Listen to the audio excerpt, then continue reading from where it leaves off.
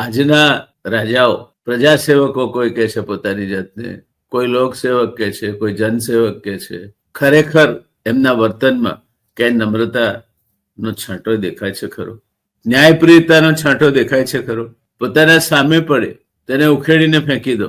જેમ પગમાં કાંટો વાગ્યો હોય અને કાંટો કાઢીને ફેંકી દઈએ તે રીતે એને ઉખેડીને ફેંકી દો. તો દોસ્તો, આજે નેતૃત્વના આ આપણા આયામમાં મારે એક એવો પાઠ તમારી સમક્ષ મૂકવો છે કે જે જિંદગીભર યાદ રાખશો તો સુખી થશો. તમારી પાસે સત્તા આવશે, સંપત્તિ પણ આવશે, ભગવાનનું આપ્યું રૂપ હશે, યુવાની હશે, ત્યારે યાદ રાખજો, વિદ્યા વિવાદાય ધનમ મદાય શક્તિ પરેશામ પરિપીડનાય ખલસ્ય સાધોર વિપરીત વેત જ્ઞાનાય દાનાય ચ રક્ષણાય. વિદ્યા વિવાદ કરવા માટે, વિદ્યા વિવાદાય ધનમ મદાય, હું જ છું દુનિયામાં, બીજું કોઈ છે નહીં. સાંજ પડે બે માણસ મારવા જોઈએ.